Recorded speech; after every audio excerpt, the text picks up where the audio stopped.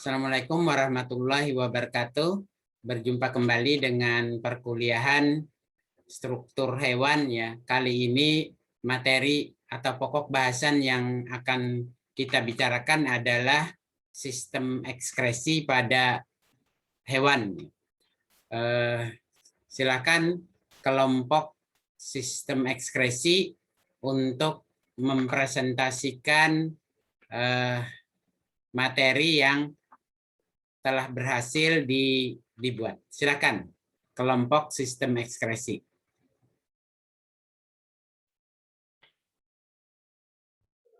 Baik, Assalamualaikum warahmatullahi wabarakatuh. Waalaikumsalam warahmatullahi wabarakatuh.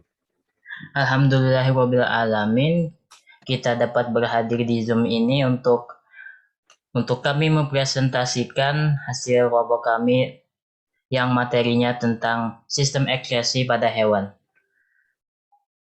Izin share screen dulu. Silakan. Yang menjadi tugas share screen dipersilakan.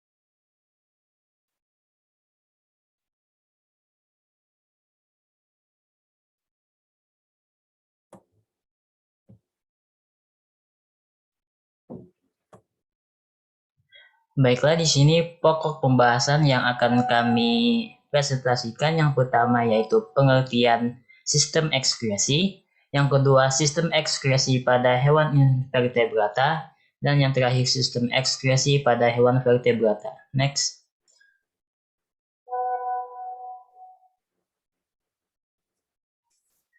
Kemudian kelompok kami ada saya sendiri Ahmad Saufi sebagai moderator dan pemateri. Dan yang kedua ada Rabiatul Adawiyah sebagai pemateri. Lalu ada Anissa Rahmatina sebagai operator, notulen dan juga pemateri. Dan juga ada Leonidea Ekawati sebagai pemateri dan Ayuner Helma sebagai pemateri. Next, selanjutnya. Lalu untuk materi pertama tentang pengertian sistem ekskresi akan disampaikan oleh Ayuner Helma. Kepada Ayuner Helma dipersilahkan. Baik, terima kasih kepada moderator. Di sini saya akan menjelaskan mengenai pengertian dari sistem ekskresi. Next. Ekskresi yaitu adalah proses pengeluaran zat sisa hasil metabolisme sel yang sudah tidak digunakan oleh tubuh dan dikeluarkan bersama urin, keringat, atau udara pernapasan. Zat ekskresi terutama pada hewan ada 3 macam, yaitu karbon dioksida, air, dan senyawa nitrogen. Karbon dioksida atau CO2 dan air yaitu H2O terbentuk pada waktu berlangsungnya respirasi sel. Next.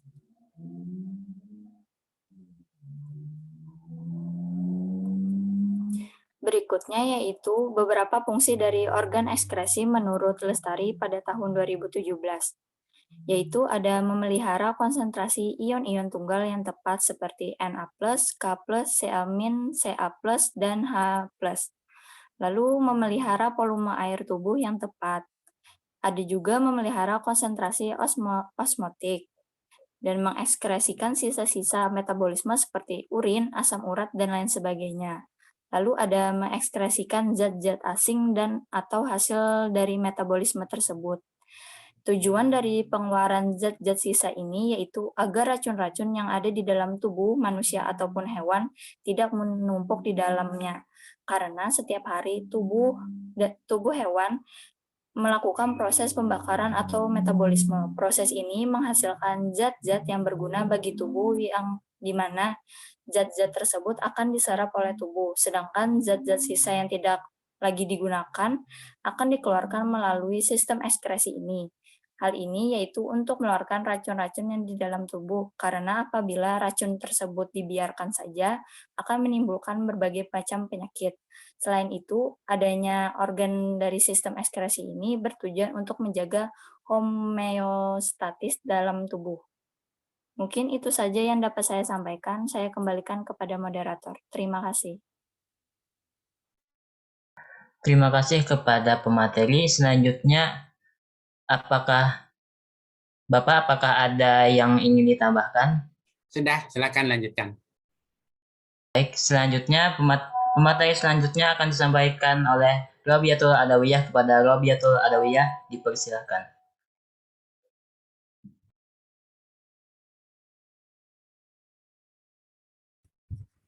Mohon izin moderator, apakah suara saya dapat terdengar?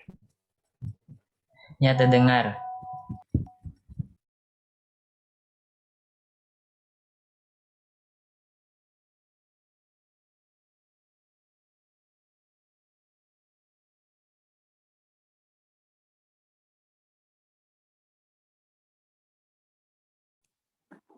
Mohon maaf, moderator. Apakah suara saya bisa terdengar? Next operator. Ya, bisa terdengar.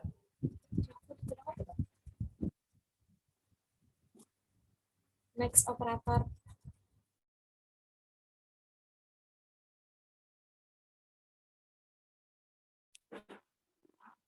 Mohon maaf sebelumnya untuk materi berikutnya akan saya jelaskan kembali, yaitu yang pertama mengenai porifera. Porifera yaitu spons yang tidak mempunyai mulut, di mana rongga pencernaan dan sistem ekskresi seperti yang terdapat pada hewan tingkat tinggi, yaitu sisa makanannya tidak dicerna atau dibuang keluar dari dalam sel leher. Makanan ini akan dipindahkan dari satu sel ke sel lain dan diedarkan di dalam batas tertentu oleh sel-sel amoeba yang menyebar di bagian lapisan tengah. Proses tersebut akan menyebabkan spons umumnya hidup di dalam air yang bersirkulasi karena sering kita temukan di dalam air jernih. Arus air yang lewat melalui saluran spons membawa serta zat buangan dari tubuh spons, agar air yang keluar melalui oskulum dibuang jauh dari badan spons karena sisa makanan ini mengandung asam karbon dan sampah nitrogen yang beracun bagi spons itu sendiri.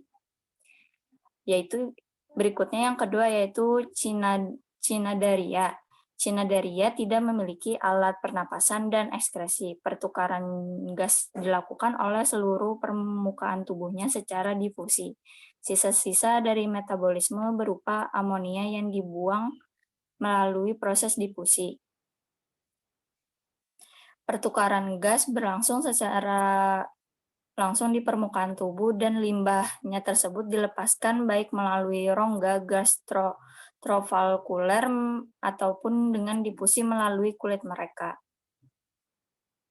Baik, itu saja dari saya moderator. Terima kasih.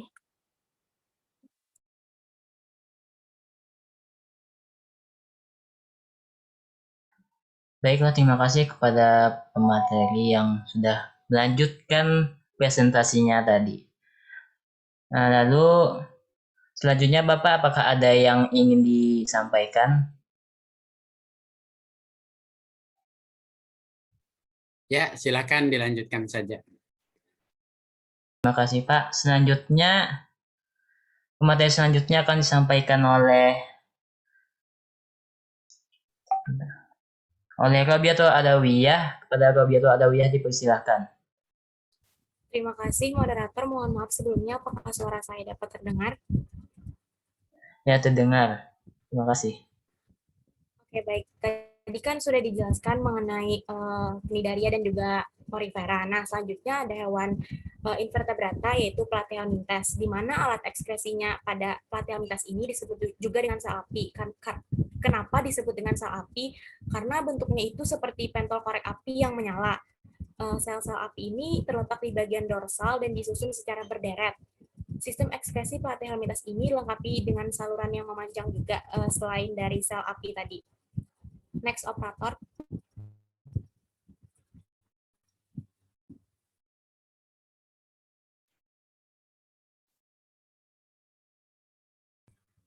Selanjutnya ada nematoda. Dari sistem ekskresinya nematoda ini terdiri dari dua saluran lateral yang bermuara di lubang bagian ventral. Terdiri dari ductus excretorius dan juga porus excretorius, di mana pada ductus excretoriusnya ini memiliki jumlah yang sama besar dengan garis-garis longitudinal pada permukaan tubuhnya. Kemudian ductus excretorius ini bermuara pada porus excretorius yang terletak di sebelah kaudal oral atau belakang mulut.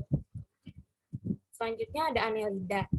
Annelida ini mempunyai alat ekskresi khusus yaitu berupa nephridia yang terletak di setiap segmen tubuh Annelida. Karena kita tahu kan bahwa Annelida itu memiliki tubuh yang bersegmen-segmen. Nah, di setiap segmennya itulah terdapat si nephridia.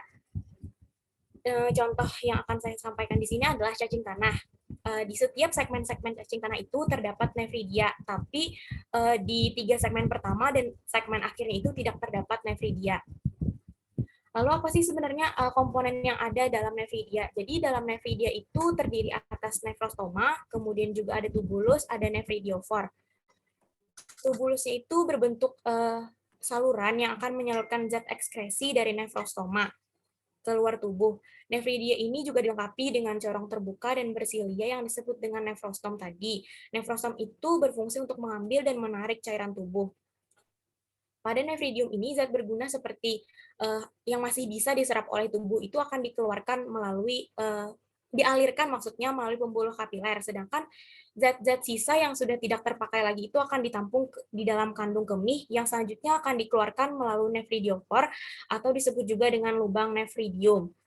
Next, operator. Selanjutnya ada moluska. Kita tahu kan bahwa moluska ini mempunyai mantel. Nah, pada bagian mantelnya inilah yang membantu dalam proses ekskresinya. Jadi, sistem ekskresi moluska ini terdiri dari organ yang berbentuk lubang yang disebut juga dengan nephridia yang menyaring zat-zat yang tidak digunakan lagi oleh tubuhnya. Limbah atau zat-zat yang dihasilkan oleh sel di dalam organisme ini dibuang ke selom atau rongga tubuh internal yang berisi cairan. Nephridia adalah tabung kecil yang membuka ke bagian selomnya.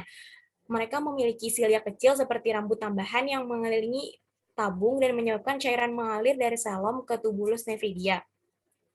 Setelah cairan memasuki nephridia, molekul non-limbah atau molekul yang masih dapat diserap oleh tubuh itu akan kembali ke dalam tubuh hewan tersebut untuk dimanfaatkan.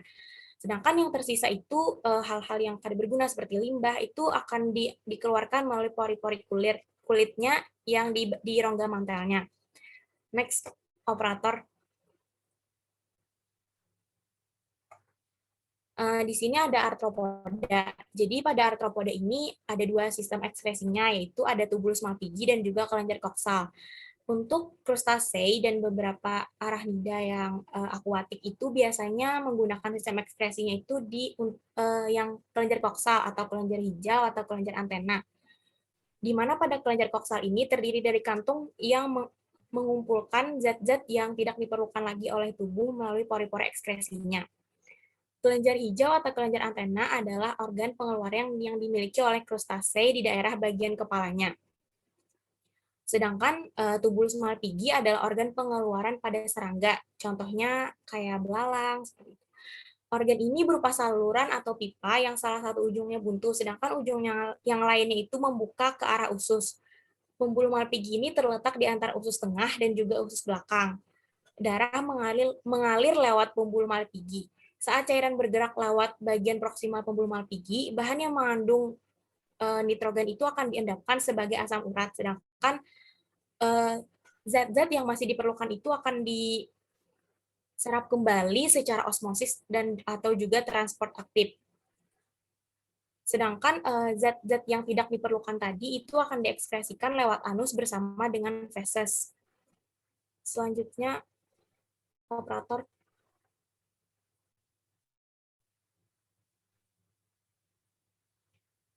Echinodermata. Jadi echinodermata ini tidak memiliki sistem pernapasan dan juga ekskresi, tapi dia memiliki kaki tabung, yang mana kaki tabungnya ini digunakan dan memungkinkan untuk oksigen berdifusi dan juga tempat pengeluaran dari limbahnya tersebut.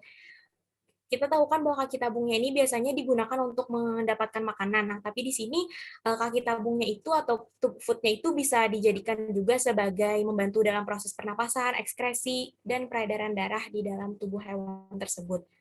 Mungkin itu saja yang dapat saya sampaikan. Saya kembalikan ke moderator. Terima kasih.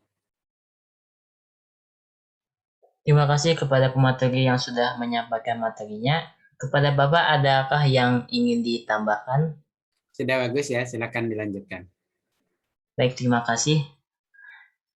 Kemudian pemateri selanjutnya kepada Leonidea Ikawati, dipersilakan. Terima kasih moderator. Sebelumnya apa suara saya terdengar dengan jelas? Iya, terdengar ya. Oke. Terima kasih moderator.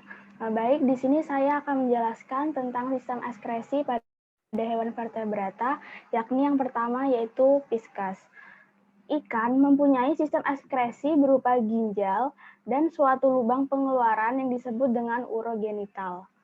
Lubang urogenital ini adalah lubang tempat bermuaranya saluran ginjal dan saluran kelamin yang berada di belakang anus. Ginjal pada ikan yang hidup pada air tawar dilengkapi sejumlah glomerulus yang jumlahnya lebih banyak. Sedangkan ikan yang hidup di air laut memiliki sedikit glomerulus sehingga penyaringan sisa hasil metabolisme berjalan dengan lambat. Fungsi sistem ekskresi ikan yaitu untuk regulasi kadar air tubuh, mengeliminasi sisa nitrogen dari hasil metabolisme protein, dan menjaga keseimbangan garam. Alat ekskresi ikan terdiri dari yang pertama yaitu insang. Insang pada ikan berfungsi untuk mengeluarkan karbon dioksida dan H2O atau air. Yang kedua, kulit. Kelenjar kulit mengeluarkan lendir agar tubuh ikan menjadi licin sehingga memudahkan ikan bergerak dalam air. Yang ketiga, sepasang ginjal. Pada sebagian besar ikan, sepasang ginjal berfungsi untuk mengeluarkan urin. Ikan memiliki alat ekskresi berupa sepasang ginjal berwarna kemerahan yang bernama opistonefros, yang merupakan tipe ginjal paling primitif. Sepanjang ginjal tersebut berada di atas rongga perut, di luar peritoneum, di bawah tulang punggung dan aorta dorsalis. Fungsi ginjal yaitu untuk menyaring zat-zat sisa metabolisme dan mengedarkan kembali zat-zat yang masih berguna ke seluruh tubuh. Menjaga keseimbangan tekanan osmotik tubuh dan menjaga kekentalan urin. Next, operator.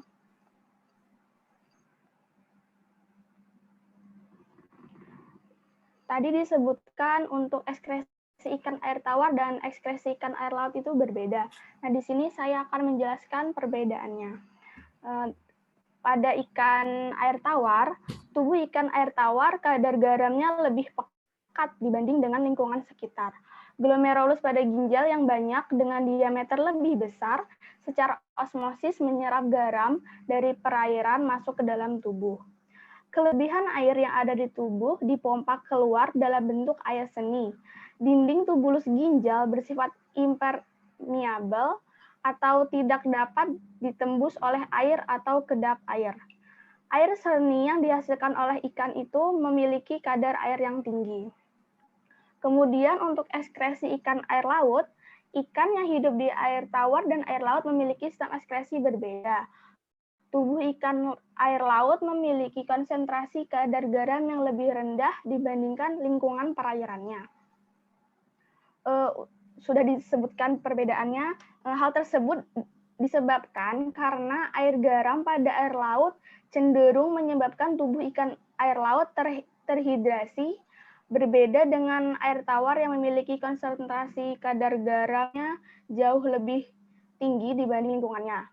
Beberapa jenis ikan air laut memiliki kelenjar ekskresi garam pada bagian insang yang berperan dalam mengurangi kelebihan garam. Fungsi ginjal pada ikan yang hidup di air laut prinsipnya yaitu untuk menyaring zat-zat yang ada pada dalam air dan darah yang hasilnya akan dikeluarkan melalui corpus renalis. Itu saja dari saya. Saya kembalikan ke moderator. Terima kasih kepada pemateri yang sudah menyampaikan materinya. Kepada Bapak, adakah yang ingin disampaikan? Sudah bagus, ya, silakan dilanjutkan. Baik, terima kasih. Pemateri selanjutnya akan disampaikan oleh Anissa Rahmatina. Kepada Anissa Rahmatina, dipersilakan. Baik, terima kasih moderator. Sebelumnya, apakah suara saya terdengar? Ya, terdengar. Ya, baik, materi selanjutnya yaitu mengenai reptilia.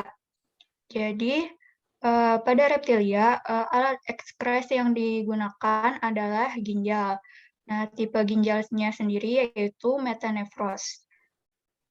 Pada saat embrio, reptilia ini sebenarnya memiliki ginjal tipe pronefros. Namun, kemudian pada saat dewasa berubah menjadi mesonefros hingga metanefros.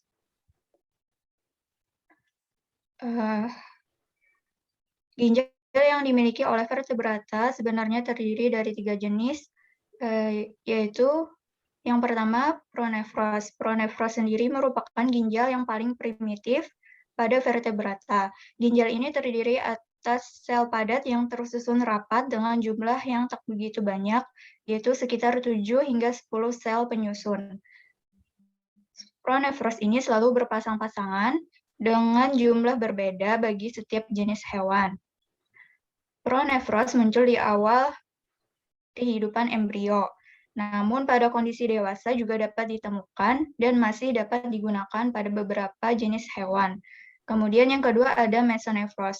Mesonefros ini terbentuk setelah pronefros pada masa pertengahan kehidupan embrio.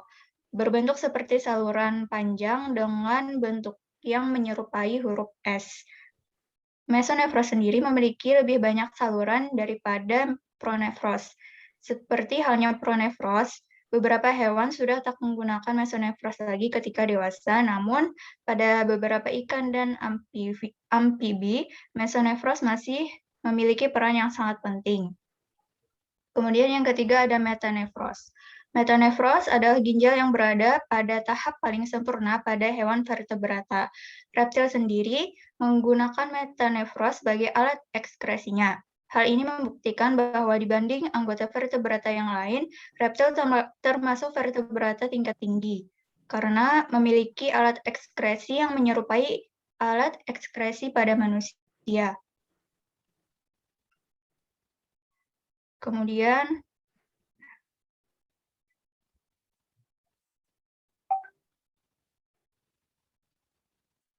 hasil ekskresi pada reptilia adalah asam urat. Asam urat ini itu tidak terlalu toksik jika dibandingkan dengan amonia yang dihasilkan oleh mamalia. Asam urat dapat juga diekskresikan tanpa disertai air dalam volume yang besar. Asam urat tersebut dapat diekskresikan dalam bentuk pasta berwarna putih. Beberapa jenis reptil juga menghasilkan amonia, misalnya pada buaya dan kura-kura. Penyu yang hidup di lautan memiliki kelenjar ekskresi untuk mengeluarkan garam yang dikandung dalam tubuhnya. Muara kelenjar ini adalah letaknya berada di dekat mata. Hasil ekskresinya yaitu berupa air yang mengandung garam. Ketika penyu sedang bertelur, kita bisa melihat bahwa penyu mengeluarkan semacam air mata, tetapi sebenarnya itu adalah hasil ekskresi garam.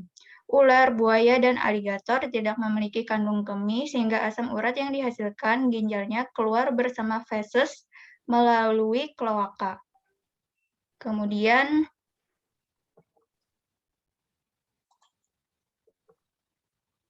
selanjutnya ada amfibi.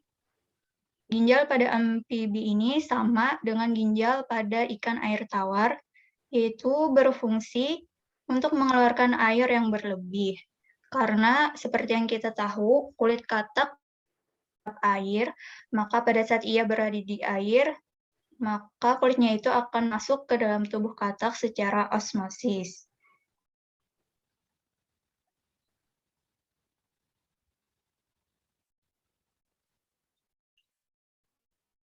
Saluran ekskresi pada katak ada 3, yaitu ginjal, paru-paru, dan kulit. Saluran ekskresi pada katak jantan dan betina itu memiliki perbedaan. Pada katak jantan, saluran kelamin dan saluran urin bersatu dengan ginjal, sedangkan pada katak betina, kedua saluran itu terpisah. Walaupun demikian, alat lainnya bermuara pada satu saluran dan lubang pengeluaran yang disebut dengan kloaka. Sekian materi yang dapat saya sampaikan, saya kembalikan kepada moderator. Baik, terima kasih kepada pemateri yang sudah menyampaikan materi. Bapak, apakah ada yang ingin ditambahkan? Ya, sudah cukup. Silakan dilanjutkan. Baik, terima kasih. Selanjutnya, pemateri yang akan menyampaikan materinya adalah saya sendiri, yaitu tentang apes.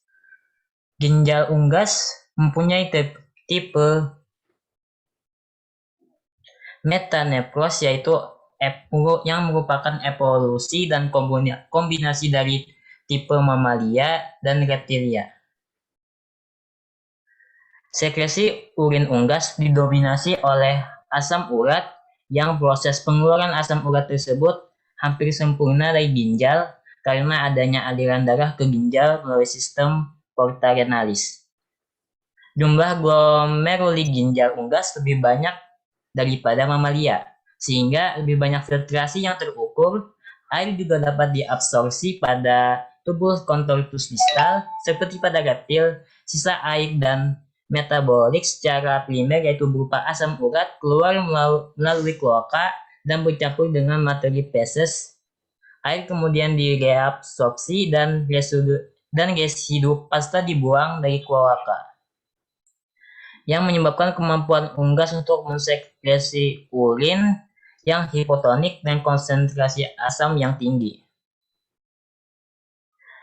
Kemudian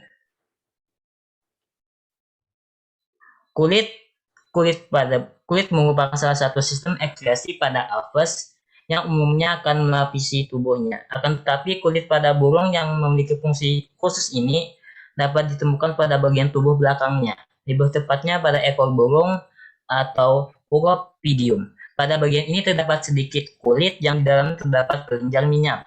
Kelenjar minyak tersebut memiliki fungsi tugas untuk menghasilkan minyak yang akan disalurkan ke seluruh bagian tubuh burung agar bulunya tidak cepat basah ketika terkena air. Selain itu, kelenjar minyak tersebut juga berfungsi untuk menyimpan cadangan makanan dalam bentuk lemak agar kebutuhan burung tetap terpenuhi. Kemudian, burung bernapas menggunakan paru-parunya. Paru-paru yang terdapat pada burung berjumlah sepasang dan dapat ditemukan pada bagian rongga dadanya yang dilindungi tulang rusuk, seperti halnya pada manusia. Fungsi utama dari paru-paru tersebut tidak lain adalah untuk mengeluarkan gas yang berupa karbon dioksida yang dihasilkan dari metabolisme sel tubuhnya.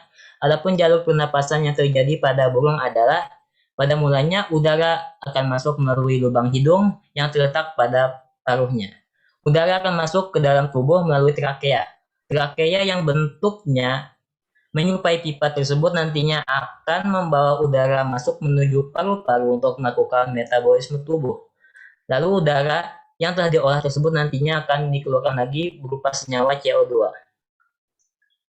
Next, moderator.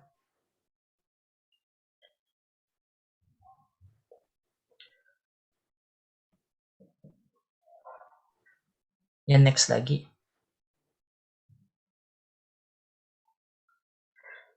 Kemudian materi terakhir tentang ekskresi pada mamalia. Pada mamalia, paru-paru merupakan satu-satunya organ ekskresi bagi CO2. Air yang dibuang melalui paru-paru berasal dari aktivitas metabolisme, yaitu merupakan zat buangan. Sistem ekskresi pada hampir sama dengan manusia, tetapi sedikit berbeda karena mamalia dipengaruhi atau disebabkan oleh lingkungan tempat tinggalnya. Paru-paru mamalia mempunyai permukaan berspons dan dipenuhi liang epitelium, dengan itu mempunyai luas permukaan berisi padu yang lebih luas dibanding luas permukaan paru-paru.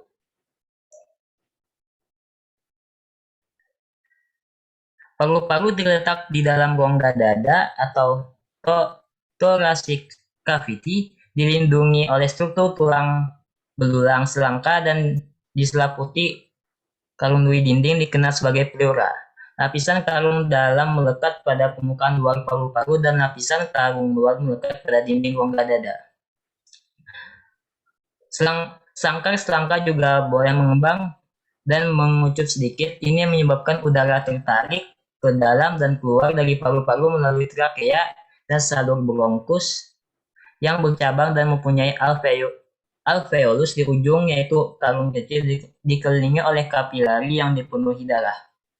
Di sini oksigen meresap masuk ke dalam darah, di mana oksigen akan diangkut melalui hemoglobin. Darah tanpa oksigen dari jantung memasuki paru-paru melalui pembuluh pulmonari dan lepas dioksigenkan kembali ke jantung melalui saluran pulmonari.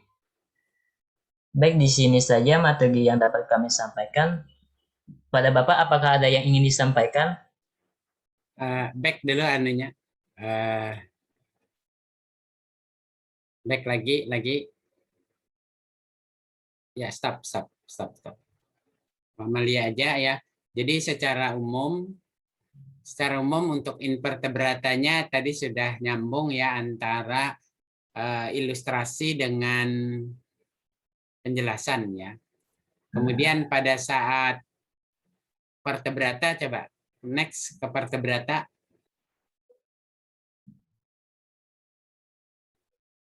Ya, stop. Nah, ini betul sudah feces ya, ilustrasi betul tentang ginjal, insang ya. Terus feces masih proses ekskresi air tawar, air ikan, air tawar, air laut. Oke, terus next ya, untuk reptil juga sudah ya, sudah oke. Ini ilustrasinya ginjal. Berikutnya amfibi dulu. Amfibi, saluran telur, saluran kencing, kloaka,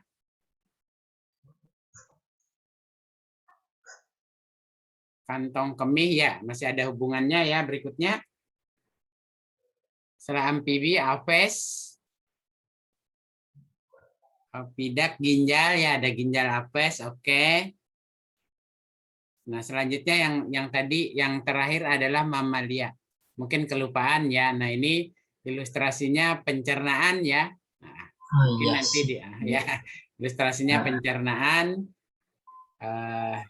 Nanti diedit aja, diganti dengan yang gambarnya adalah ekskresi ya, ginjal, paru-paru ya. Itu aja, selebihnya sudah bagus ya.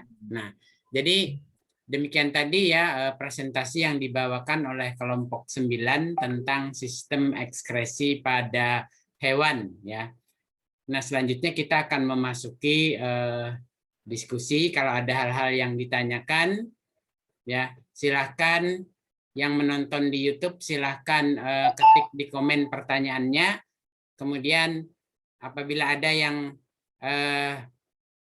bisa menjawab, silahkan dijawab juga dengan menjawab di komen. Ya, kalau tidak ada nanti Bapak yang menjawab atau Bapak yang melengkapi jawaban yang sudah ada. Ya, nah itu untuk diskusi di YouTube.